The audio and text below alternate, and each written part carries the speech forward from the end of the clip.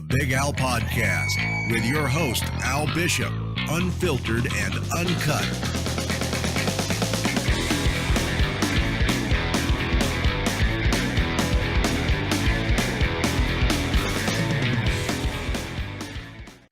Cool. Welcome to the show. We got the infamous Brendon Katz and Riyaad Pandy. Why am I infamous, bro? I don't know, bro. I'm sitting next to Riyaad Pandy and I'm the infamous one. You've got the reputation, I don't. Yeah, you know, it's one can't mention South African MMA without you, but that's why you're infamous. It's very sweet. Yeah. Welcome, guys. Thanks for giving up some time and come and have a chat with us. Let's move that. What's happening, man? Not much, but So trying to lose weight.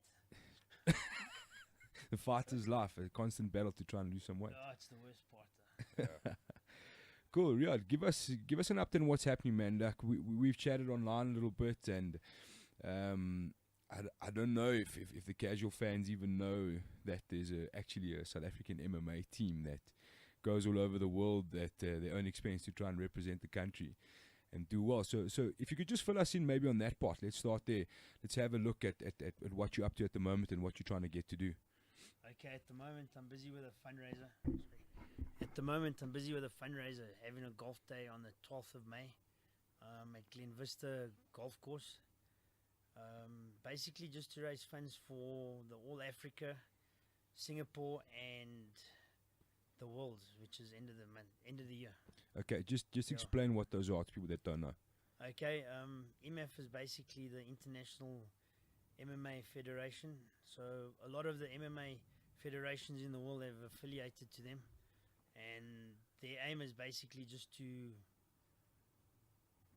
make the sport an Olympic sport. You know, that's what their ultimate goal is, and they run a pretty tight ship. I went to Prague. I mean, it was last year November. I went to Prague. It's totally different to fighting in South Africa. Okay. Everything was different. And so that's. Sorry, Alistair, I just want to interrupt you there, but there's a couple of things that you sort of touched on that I want to talk about a little bit more. First of all, there is a South African MMA team. You do get full colours for it, you know, and it's an honour to be, you know, to represent South Africa at something. The thing is, the government. You know what I mean? So there's absolutely no support. You know what I mean? Everything that these guys are doing, they're doing out of their own dime. You know, he's working fucking hard to raise his own money, you know, so that he can go overseas. You know, there's a number of things that are happening that's sort of going on behind the scenes. And, you know, we really need people's support. It's still the early days for the South African MMA, you know, and the team's only recently been formed. You know, MMA worldwide, RMAF, you know, the International MMA Federation was only formed a couple of years ago, and they are affiliating. They are running a tight ship worldwide. Everybody is affiliating to them, and there will be a standardized rule set, and then sooner or later it'll become an Olympic sport. It's the fastest growing sport in the world. So, you know, as far as getting in early with the fastest growing sport in the world on a different kind of platform, you know, the South African MMA team is the place to do it. You know what I mean? Some of the guys are really getting good. I've got two guys in my team who, you know, are on the South African MMA team, and I'm on their case to turn pro because they're going to clean up, you know, but they want to compete internationally first. Okay, cool. And besides the money, obviously, what else? What are like the major drawbacks? What's really giving you guys like a hard time? Obviously, I mean, you have to put yourself through fundraising and stuff like that, but the awareness, like, I mean, I tell you honestly, from my side, is you'll only really find out these details once you really dive deep into MMA. Otherwise, you'll never know.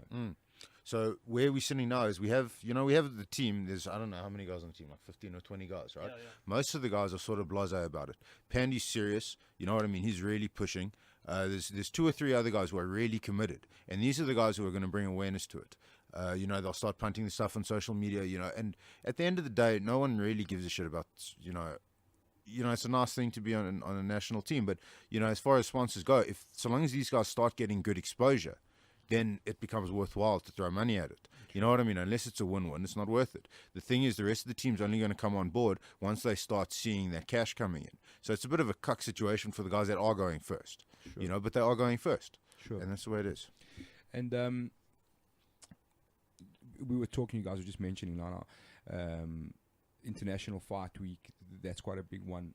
the people don't realize that we've got guys like yourself going over to Las Vegas or to wherever it is at the time, competing International Fight Week, which normally coincides with like massive UFC events, and it's a massive stage. And it's, I mean, if you ever tried to go to Las Vegas, it's not the cheapest trip in the world as well. No, it was like 40 grand, I think, just to go to Vegas last year. I think Rudy Roots won the lightweight belt in Vegas, the medal. He was my last fight at Fight Stars, I think. Yeah, it was. Yeah. Okay. And do you compete locally in the meantime? I'm planning to compete at not this Fight Stars, the following one, 3rd of June, and then 8th of June. Yeah, and then obviously a week later or a week and a half later, should hopefully everything go well, I'll fly out to Singapore, you know. Okay. So you're actually going to fight before you fly out? Yeah. Is that confidence or risk? No, I'll do it, but I've been doing it for so long, you know. I've trained with, so many guys that came into the sport after me and that have turned pro, you know. Okay. So And it's I mean, been when a you're long going to time. fight at Fight Week, you're going to fight every time you win, you're going to fight again the next day. And that can Yeah. go on for the whole week anyway. Yeah, you So see, it and helps. also with the tournament format, it's hard to adapt to it, because like what happened to me is when I fought in Prague, there's 2 cages right next to each other, and I heard 2 claps, and I heard the first clap, and I thought, okay, I got 10 seconds left, so I didn't like bother, you know, because the guy wasn't like hitting hard, but it was like cushions. And then I heard a second clap like 5 seconds later, and I was like, Oh, shit. a bit confused, you know. Yeah, but it's different. But you like, So is that because like in that setup there's quite a few cages set up next to each other? yeah, for there was the 2 tournament, cages so- right next to each other. Okay. It was So you had the 178 wrong claps. 180 athletes competing on the day. Okay. So it's insane. But it's crazy. That is crazy, and Yeah. I just want to go back to something you mentioned there, Brendon. These guys, as the South African MMA team, are awarded full South African colours. So, I mean, it's the guys you're up in your South African blazers, you're in your kit, and then you're going. Is there any recognition from any sports body whatsoever that the South African team is actually travelling abroad? As far as recognition goes, there isn't. I'm not actually sure what you mean by your question. It's governed by SASCOC, you know what I mean, South African Olympic Committee. Sure. And then, you know, it falls under MASA, and then underneath that is MMA SA. And then it's part of it, obviously it is MMA SA. So there's that sort of official recognition. But beyond that, But there's, like obviously you guys mentioned financially, there's zero support. zero. Okay. Nothing. Yeah. Nothing. So you're entirely as an athlete, as an amateur athlete, I think, which is quite important to note, Yeah. entirely on your own to get yourself Yeah. there. Yeah, Yeah. exactly. But you know, you do it for the love. Sure. It's not about the money, man. You know, Sure. I just enjoy it. And you know. are you?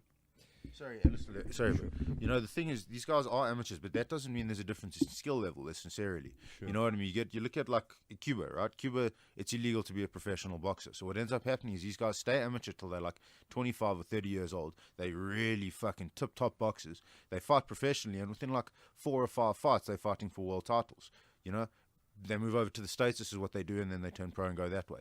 Now, the thing about the guys locally, and this is like South Africa in general, amateur sports just don't get enough recognition.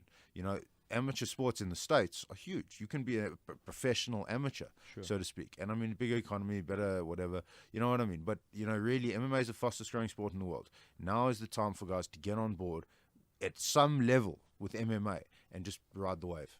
No, 100%. So Riyaad, is your intention to turn pro, and is there something stopping you from that now, or you kind of want to get to a point where you become like a IMF champion, a world champion, all African champion before you turn pro, or what's the whole scenario there?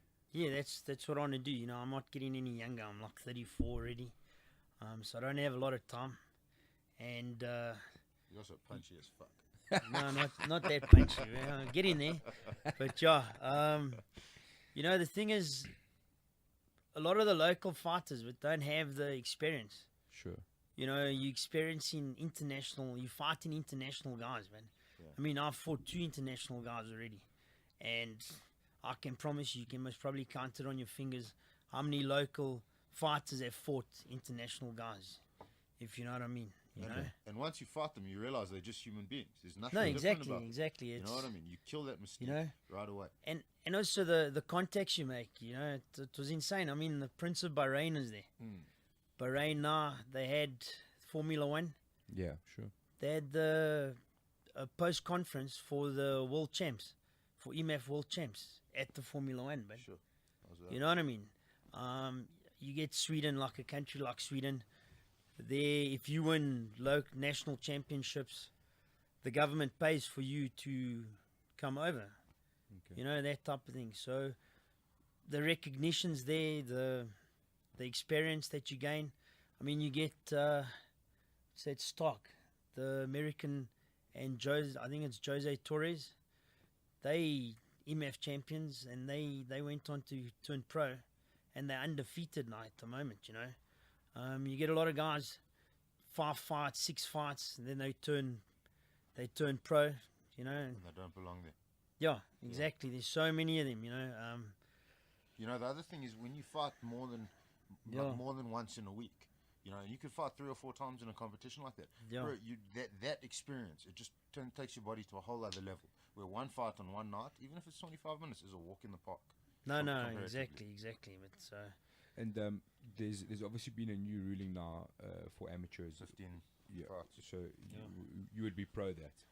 You know, it depends. It's you got to look on a case by case basis. You know, you get guys who come in who are really good, and they get really good, and they just haven't competed. You know, so you know, I think for the most part it's a good rule. It's just how practical is it to implement? You know, because how often are we gonna have tournaments like this? You know, how many guys can enter tournaments like this? Yeah, sure. And like I mean, obviously now there's Fight Star who've been the mainstay for amateur fighters.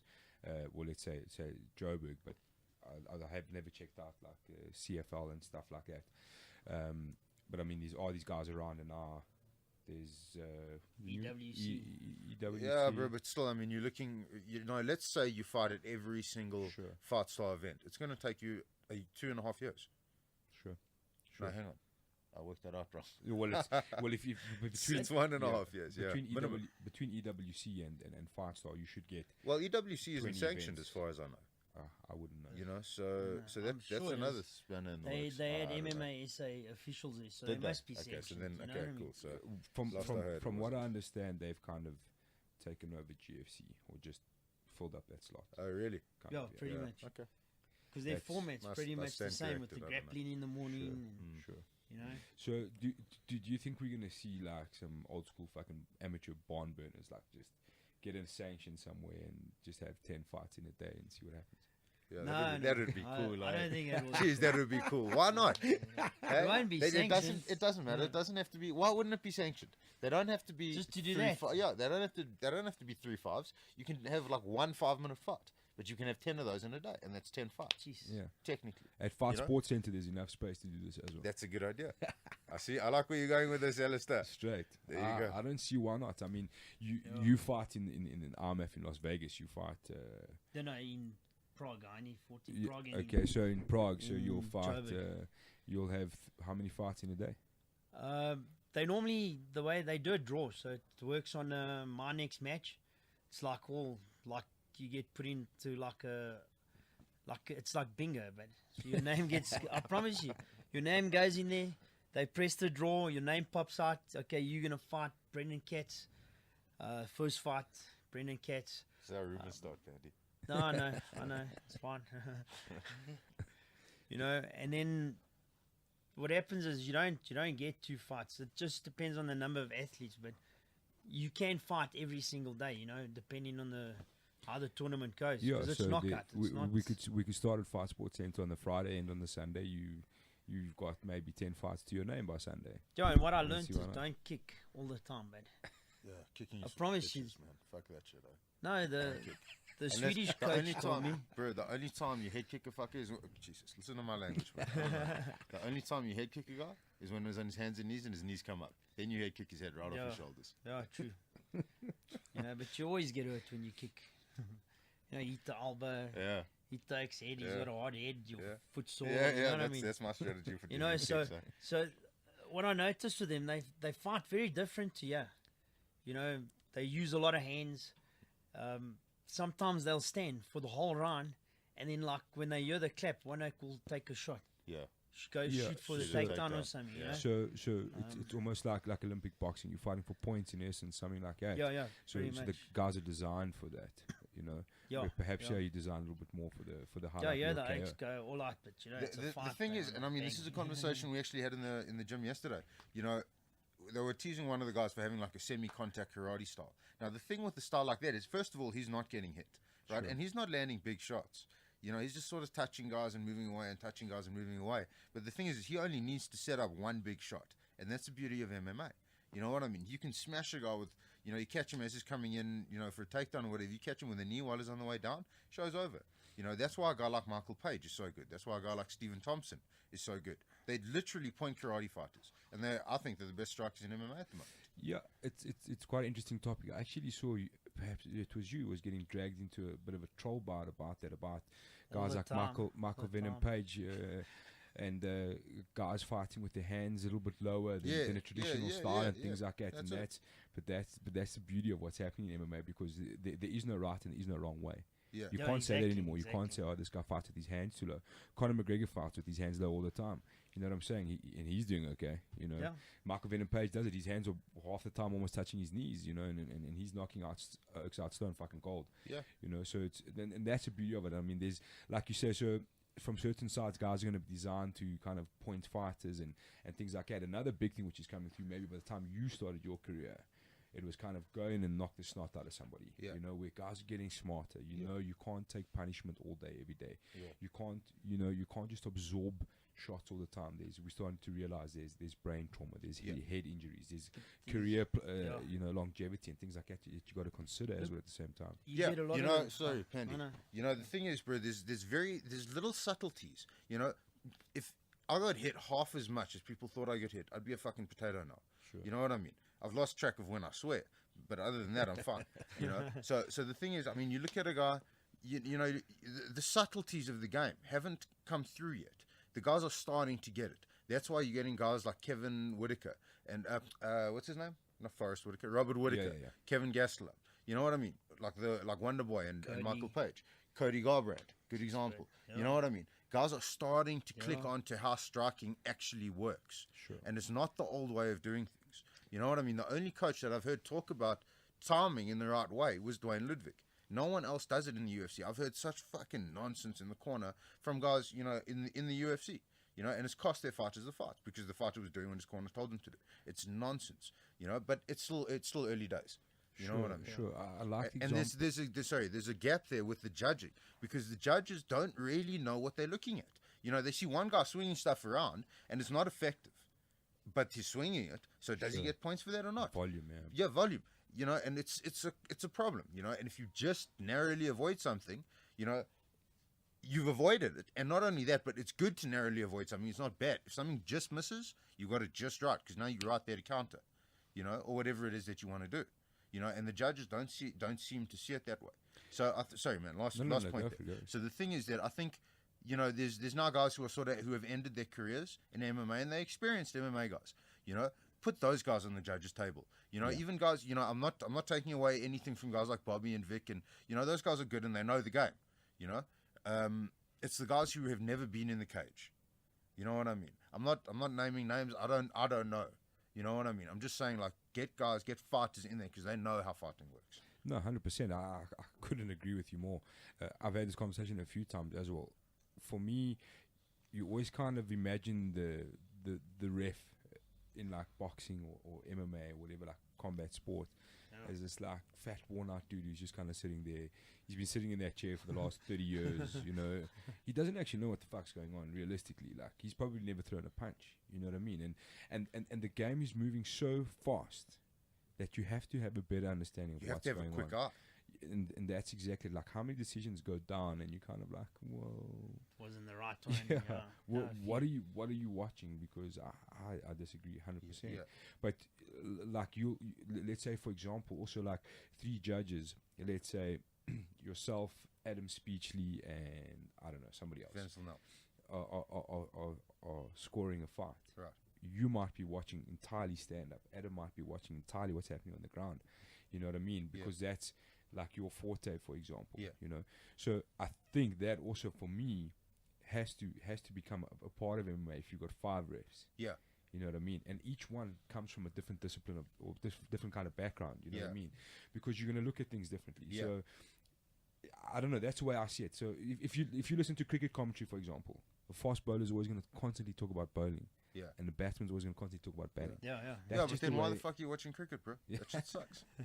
What are you doing, Alistair? It's a waste of a day, but But I that mean, bad, just an man. example.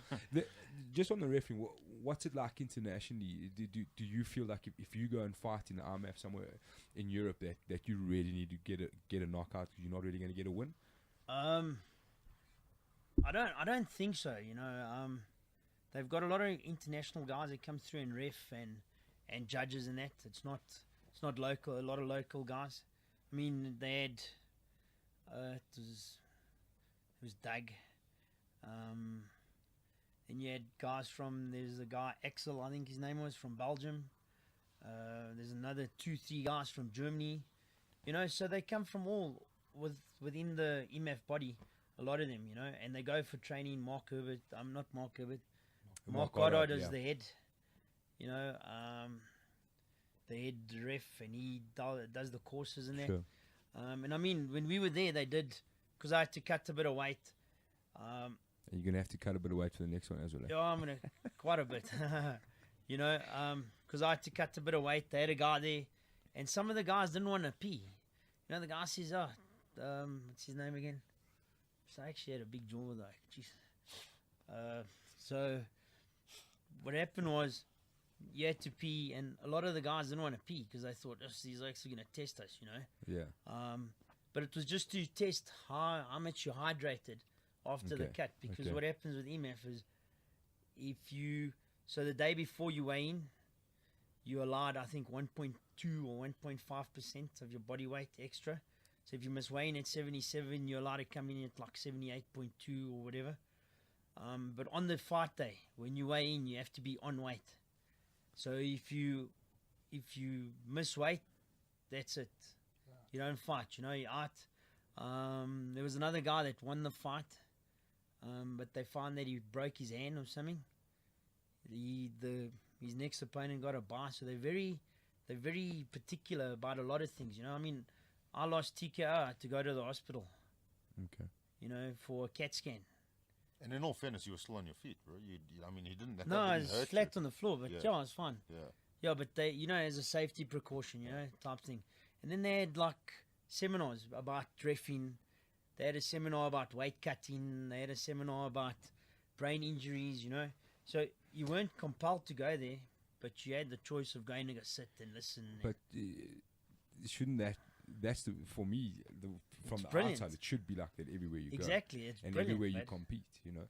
And I don't know, there's one thing, the brain injuries is a big one for me, because I think it's coming into light, you know, and I've been fortunate enough to speak to a lot of people in the industry and train with a few different people.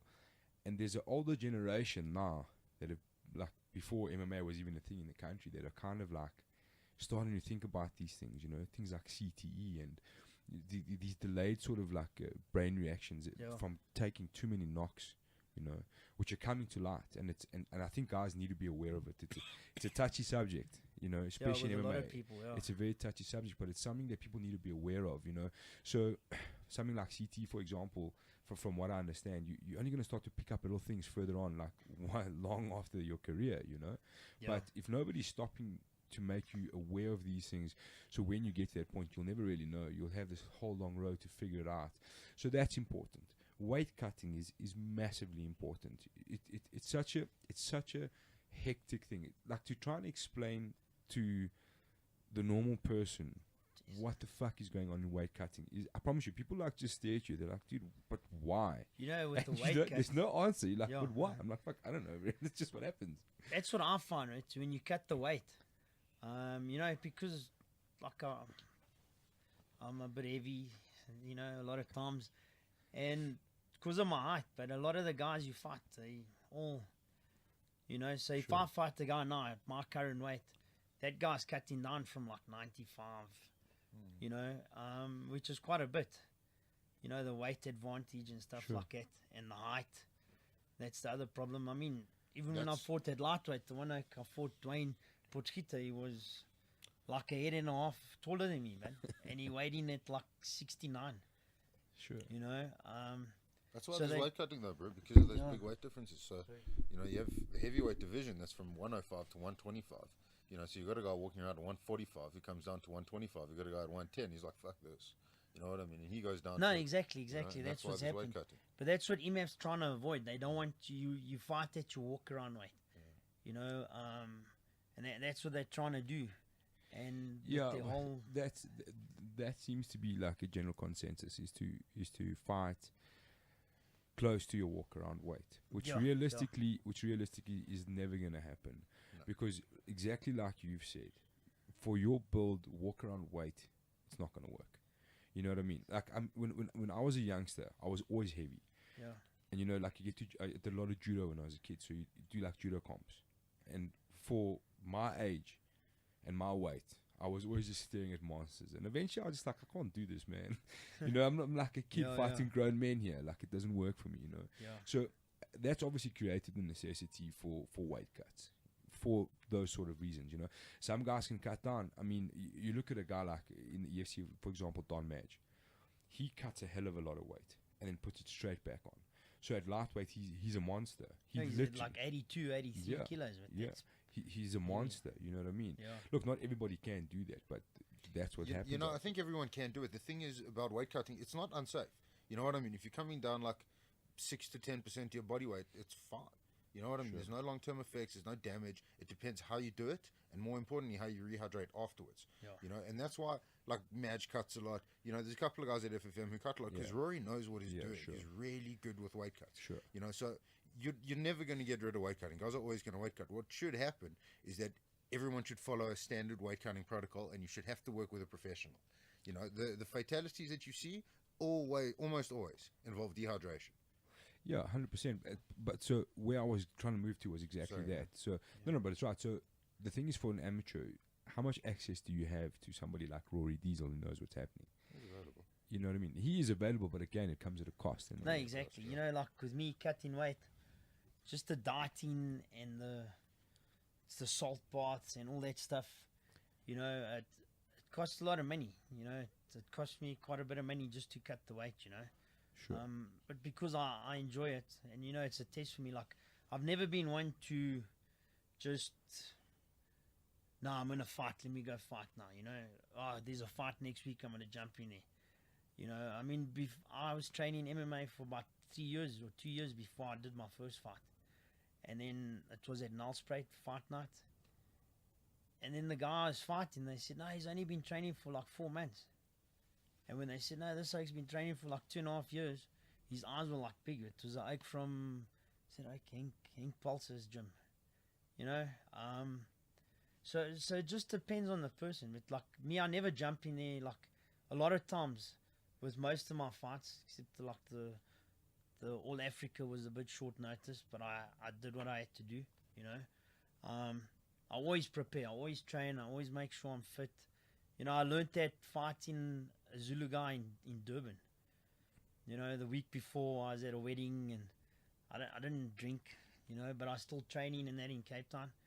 But I wasn't training like I thought I should, you know.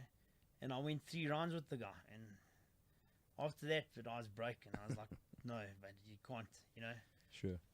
So that was an eye-opening. And then, like, I always prepare. I don't, you know, always, if I know I'm going to fight now, like the 8th of June, so I've started training, I've prepped. You know, I'm training now in the mornings with Roger, and then obviously with Bobby, and then I do my strength and conditioning with Raymond in the south. You know, so it's starting to take place. Yeah, you know, and that's the thing. I mean, Ray's been boxing for a long time, bro. He's been around No, the game. exactly, And exactly. boxers cut weight, and they cut more weight than MMA guys. You know what I mean? So, you know, there's a way I cut weight at my gym with my guys, and it's very effective, and it's very quick. You know, I have Yeah. guys come down from 70 to like 66, and it's like this. You know what I mean? It's easy. Yeah. You know, just Durant the had his now. way of doing things. You know what I mean? The thing is, Yeah. you've got to be fit, and you have to do it properly. if you fuck it up, you can get hurt. No, exactly. You know, and that's exactly what happens. You know. Sure. Yeah. Besides the financial strain, what else? Like, what troubles do you face as an amateur that's trying to compete on an international stage? My chick doesn't like it when I get moody. I get very moody. You know. Chick doesn't like it when you murra. No, get moody. Oh, moody. sorry, I Not heard that Mura. wrong. Jeez, face. Oh no, you know. Obviously financial. You know, it's the support as well. For my last one, I raised funds. It was just buddies, you know, that helped me out, and people I knew, you know. And in essence, I know it sounds wrong, but in essence, from that, the money I raised to go to Prague, 99% of the money wasn't from the MMA community. You know what I mean? Yeah, that's a It sad was thing, family, it was friends. I mean, my one buddy organized me a sponsorship, you know, so that helped quite a bit. I had a bit of money that I put towards it, you know. So it's, you know, there's no, this the MMA community is very, very sparse, but Sure. you know, it's always the politics, it's always a story. It's always, no, this side doesn't deserve to go there. I mean, I got told the only reason I went is because I had the money, you know. So how does that make you feel? It's like, But you earned that money, bro. No, you I went did, out and you mate. got the sponsors. No, Everyone on the exactly, team who wants to exactly. go should be doing that. No, Life doesn't exactly, know you a damn thing. exactly. You want it, you got to go get it. you know, that's exactly it. And you know, I've been doing it so long, but I've been training since like 2000 and MMA specific's been like 2008. Before that, I did a bit of Muay Thai with Anthony Jardim and Claudio Teixeira, you know, for about 5 years. Sure. You know, so I've been around, you know, with a lot of guys. I mean, trained with BB at Tuzu, BB Gun, trained with Igor, Tex, JP Van Rooyen I trained with Nolan, trained with Claudio, Wade, yeah, Vessel, I've trained with Vessel, trained with Mark Vermeulen, Zulu. You know, so there's a lot of guys, you know, that I've trained with, you know, I've been around, you know. Yeah, 100%. I don't think anyone can doubt your credentials. Yeah. There was an interesting thing there. You were kind of saying, obviously, like a sponsor, and people were saying like you had money or whatever the case is. So I think an important notice for anybody listening that's saying, you know, why should I help you to go overseas, is if for the love of the sport, in essence. That's the core crux, because, you know, like if you look at sponsors in MMA, it's such a weird thing at the moment because the numbers are growing for EFC. It's over getting 10 million big. views now. Yeah, okay. And I sent Graham a message, which was basically UFC on Fox, the last one, 24, with Demetrius Johnson versus Reyes, did 2 million views for the main card. EFC 57 did 2.1 million views for the main card. Jeez. So the numbers are there, you know what I mean? And we're Yeah, doing no, serious no, numbers. exactly. But, so for a sponsor, in RMAF, in essence, there's no banners, there's no like branding on your shorts, that sort of stuff. But people need to realize that that's not what it's about. You know what I mean? That it's not even, you're not trying to back a product at the end of the day as a sponsor. You're trying to get the sport to another level. You know what I mean? see, no one does nothing for nothing, but Yeah, you know 100%. what I mean? You know, you won't get someone who'll say, listen, here's $5,000 for you, just because I want to give you $5,000, you know what I mean? Yeah, here's $5,000. Happy Um, birthday. I like the way your hair it's- shines in the light. It's not You know going to what I happen. mean? No. but Sure. you know what I mean? So the thing is that, you know, so let's say hypothetically, Gav Barnard's company comes on board, right? And they decide, all right, we're going to pay a quarter to send 5 members of the SA team over. You know what I mean? And then they get a billboard with these 5 guys in their Springbok colours, South African MMA team travelling off to Prague. You can stick it up on a highway or whatever it is, somewhere, or the internet where there's good visibility. And then he's getting mileage for his contribution. You know, and 4 other guys can do that too. You know, there's 5 days in a week. You know what I mean? 5 other guys could do that, and everyone will get that mileage. Or they could all do it together. Related businesses can do it together, and then they're getting the mileage. You know, and it's a prestigious thing for a company to be involved with the South African team. Here's my question: is who should or is supposed to be doing that for Team SA? Well, I couldn't tell you. I'll tell you what's been happening. Me and Pandy and 2 or 3 other guys have been sitting down and trying to figure out how we're going to do this. You know, and it's tough because we're playing against the bureaucracy, and the bureaucracy just don't want to fucking. Okay, so who runs the show for Team SA? You're asking me to run down names. No, I'm just saying, because if there's somebody who's at the head, okay, There is. okay, so there's a person at the head, he's in charge of the team. Should that person not be going out to try and bring back sponsors, to try and bring some sort of notorieties, to try and bring anything? Yeah, back? 100%. But the thing is, this guy's not getting paid for it. So he wants to go and he's working his normal fucking 9 to 5 job or whatever he does.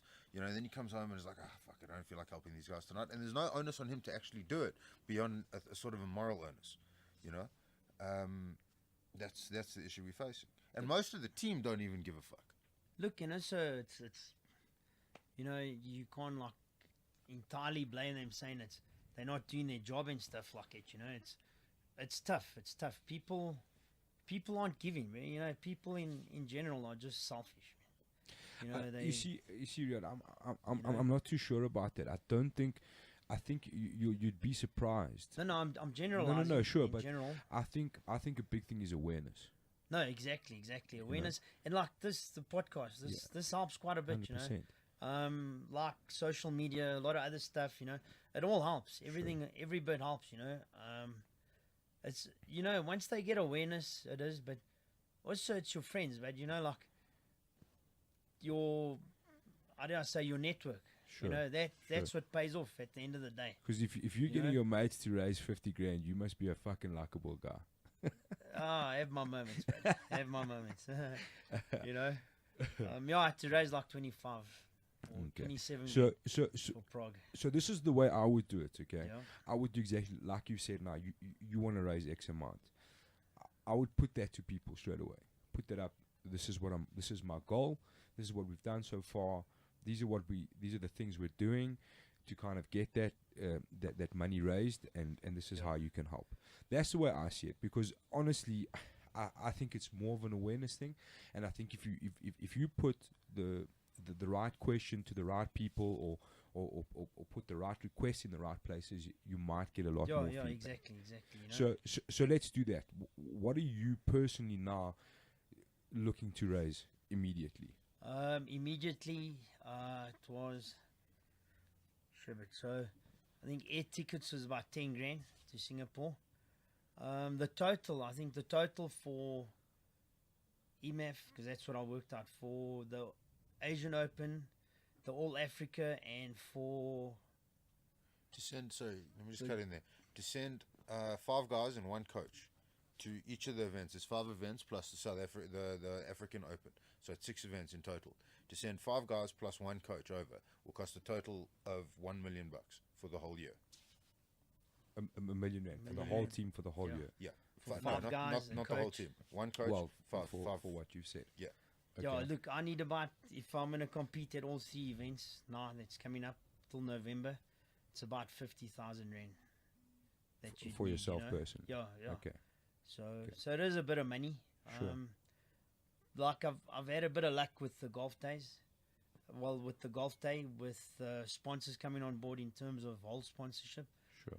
I still need to work out on the 4 balls. I don't know how many I have yet, you know. So that's something I have to work on. And it is tight. I had to do, like, I had to try and sort out a golf day in 2 months, you know, and some makes take a whole year.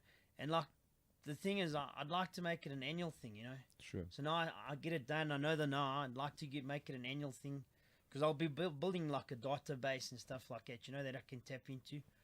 And who knows, maybe I could use it for good, you know. Maybe because I'm getting old now, you know, I'm not gonna lie, but you know, you know, I can't. It's harder to compete with the youngsters, you know. I mean, like my last 3 fights have been against guys at all 21 and under. You know what I mean? Sure. You know, so it's a big difference. So let me ask you this, Riyaad. If Yeah. you had a kid who is around about 20 years old, yeah, and let's say you were like 38, 39, would you fight him in the cage? yeah, why not? If I was fit, yeah. Why Okay. not, So you know? so how can people right now, let's say somebody listens to this and says, okay, I want to go give Pandy a hand. How would they start to do that? Where would they go? What would they need to do, or how can they contribute to help your cause? They can contact me via email, or phone me, give me a call, or contact me on Facebook, which I can give you all the details. Yeah, go for it, bro. My phone number is 084. Just you're gonna throw a number out there. I'm not responsible for people looking to buy cars and PlayStations. And No, I know. Look, I'll give my email address, but that's better. It's a safer option. Yeah. So they can contact me on info@pandana. It's spelled PAND-ANA.co.za. Or get me on Facebook, Riyaad Pandy. Sure. I've been posting on Facebook about the golf day and that. I'm busy now with the final details, so like tee-off times, cost, stuff like that, Cool. And also prizes, but you don't have to sponsor money. If you could sponsor prizes, be awesome, because a lot of guys come to the golf day for the prizes, Sure. Yeah. That's what most of them are there. Yeah, exactly, and Sure. the booze, the booze they pay for, but yeah. So exactly that. so you've got a golf day that's on the 12th of May. Yeah. That's Friday, Glen Vista Country Club. I think it was about 2,000 rand for a 4-ball. Yeah, which and then is 2,000 rand to sponsor a hole if you can. Sure. Or you can sponsor prizes if you want to give a prize. Any prize is welcome. Well, most prizes, not any prize. Just not people send some weird stuff. Sure. So would that be the first immediate thing? Is go get a 4-ball, sign up, have a good time, and it's Yeah, obviously, exactly, It's exactly. obviously to help you get to what you need to achieve. I'm trying. It's not guaranteed in stone yet. I have contacted Hot 91.9.